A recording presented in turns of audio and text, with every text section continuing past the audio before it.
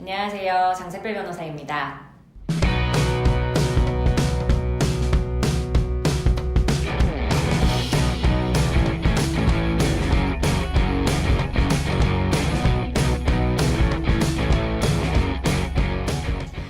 이혼을 앞두고 상담을 오시게 되면 여러 가지를 체크를 해드리게 되는데요. 일단 양육권을 원하고 상대방도 양육권을 원할 염려가 있을 때에는 좀 미리 이러이러한 조치를 취하시는 게 맞다는 조언을 드리곤 합니다. 일단 한 가지 꼭 말씀드리는 게 이혼을 앞두고 어차피 별거를 하게 되면 결국 어느 한쪽이 아이를 데리고 있게 되잖아요. 그래서 아무래도 아이를 데리고 있는 쪽이 양육권에 있어서 유리할 수밖에 없다는 점을 말씀드리곤 합니다. 이제 아이도 어느 한쪽에 정착을 하게 되면 특별한 사유가 없는 한 양육 환경을 섣불리 변경하는 것은 아이에게 좋지 않다. 이것이 재판부의 기본 입장이기도 하고요. 그렇다 보니 이런 조언을 드리게 되는데요. 사실 어떤 경우에는 너무 안타깝게 아이를 그냥 이제 이혼을 앞두고 보여줬다가 상대방이 아이를 어디론가 데려가 버려서 일절 연락조차 되지 않는 상태에서 오시는 경우도 있고, 또 별걸 하면서 아이를 데리고 갔는데 상대방이 어느 날 쳐들어와서 사람을 밀치고 아이를 정말 뺏어가는 경우도 있고, 이런 경우들이 있습니다. 그래서 이런 게 참 유의를 하셔야 되는데, 그럼 이미 아이를 상대방이 데리고 간 경우에는 어떻게 해야 되냐, 이렇게 상담을 오시는 경우가 있죠. 저도 참 소송을 진행하다 보면 굉장히 좀 수월한 사안도 있지만 굉장히 수월하지 않은 사안도 있어요. 근데 이게 정말 진행해야 되는 것이 맞고 아이에게도 필요하고 의뢰인의 의지가 확고하다면 그만큼 또 노력을 들여서 진행을 해야 되는 것이 맞죠. 우리 의뢰인분들 중에 또 한 가지 사례가 떠오르는데요.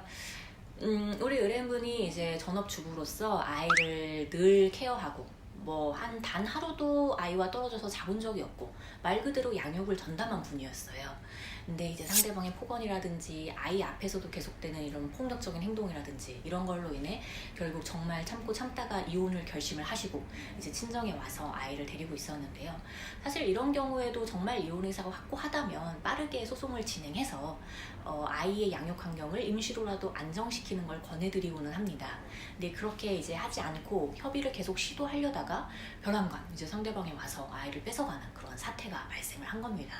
그래서 이런 경우 정말 쉽지 않다는 걸 의뢰인분들이 알고는 오시는데요. 특히나 이런 경우 상대방은 아이를 데리고 간 게 이제 하나의 뭔가 좀 우리를 압박하면서 우리가 사실상 지치게 만들다거나, 또는 아이가 굉장히 잘 정착해 있는 것처럼 해서 좀 대응을 한다거나 이런 경우가 있는데요. 특히나 이런 사안들 경우에 저희가 진행했던 경우 여러 경우에 대형 로펌을 선임한 경우가 많았어요. 그러니까 뭔가 이게 어느 면에서는 되게 불리한데 또 어느 면에서는 유리한 게 있으니까 좀 잘 이걸 한번 살려보려고 노력을 했던 거는 같은데요. 이게 결국에는 아이를 위해서는 우리 의뢰인이 키우는 게 맞기 때문에 그런 것을 잘 전달해서 결론적으로 형사사건에서도 기소 및 유죄 판결을 끌어내고, 이제 상대방이 아무리 친부라고 할지라도 우리를 이제 물리적으로 충돌을 해가면서 물리적으로 뭔가 폭행을 행사하면서 아이를 데리고 간 거는 형사상 범죄가 되는 것이 맞거든요. 그래서 이런 경우에도 경찰서나 이런 데를 혼자 갔다 오신 경우에 좀 뭔가 사건 진행이 잘 안 되는 경우가 있다고 해요. 그래서 저희가 이런 거를 이제 기소를 이제 좀 도와드리고 잘 진행을 해드렸고요. 그리고 결론적으로 친권 양육권에서도 이제 판결 승소를 하는 사례가 있습니다. 분명히 불리한 것은 맞은데 그때라도 빠르게 정말 확실한 전문가의 도움을 받으셔야겠죠.